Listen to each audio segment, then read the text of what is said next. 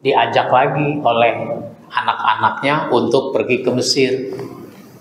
Karena Yusuf kan saudara-saudaranya udah nggak mengenali, abang-abangnya udah nggak mengenali. Kenapa? Udah begitu lama udah nggak kenal dia. Tapi Yusuf masih mengenal abang-abangnya. Kalian ini dari mana? Disebutkan. Kalian punya orang tua? Punya. Siapa namanya? Yakub. Sebagai apa dia? Sebagai nabi dan seterusnya. Ya, Yusuf masih nyambung, masih tahu. Tapi saudaranya nggak kenal bahwa ini Yusuf adiknya yang dulu dicemplungkan ke dalam sumur karena dianggap sudah meninggal. Kalau begitu kalian kesini lagi.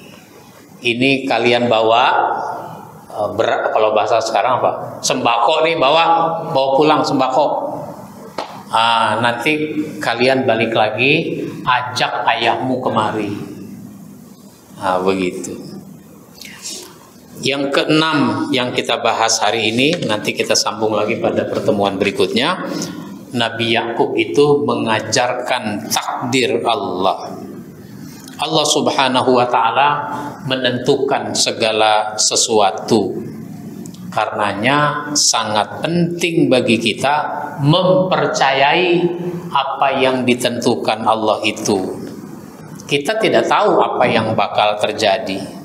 Maka tugas kita adalah berusaha dengan sebaik-baiknya dalam mencapai sesuatu.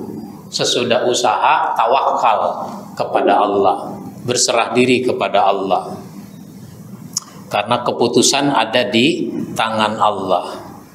Inilah yang diajarkan oleh Nabi Yakub kepada anak-anaknya. Yakub berkata, "Hai anak-anakku, janganlah kamu bersama-sama masuk dari satu pintu gerbang, dan masuklah dari pintu-pintu gerbang yang berlainan."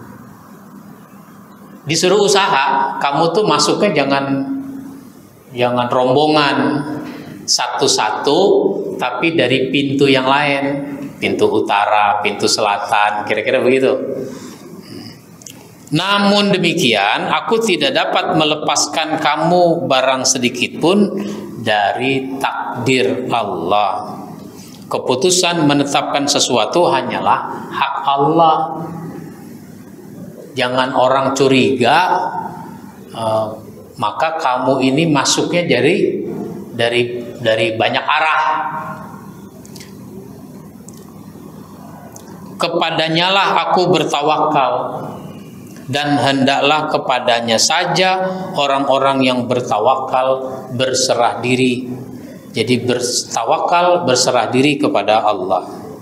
Dan tatkala mereka masuk menurut yang diperintahkan ayah mereka, maka cara yang mereka lakukan itu tiadalah melepaskan mereka sedikit pun dari takdir Allah.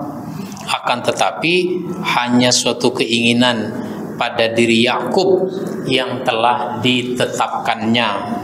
Dan sesungguhnya dia mempunyai pengetahuan, karena kami telah mengajarkan kepadanya, akan tetapi kebanyakan manusia tidak mengerti.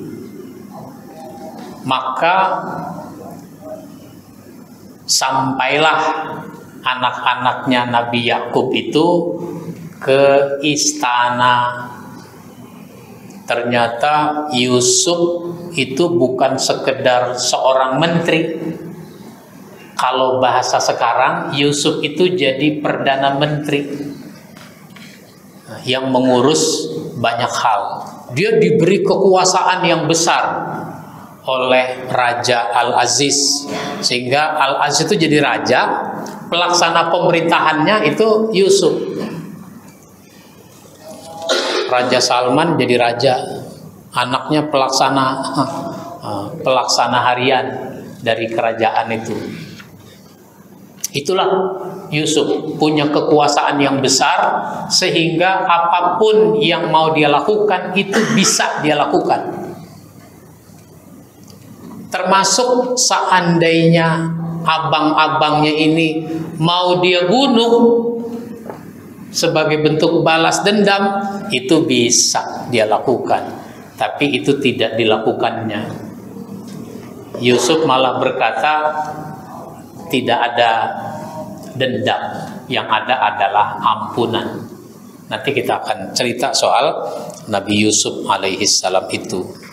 Sehingga dari riwayat ini kita bisa ambil pelajaran bahwa mengajarkan nilai-nilai tauhid menjadi sangat penting. Salah satunya adalah takdir, apa yang ditetapkan oleh Allah. Terima apa yang ditetapkan oleh Allah. Dicipta jadi laki-laki, terima jadi laki-laki.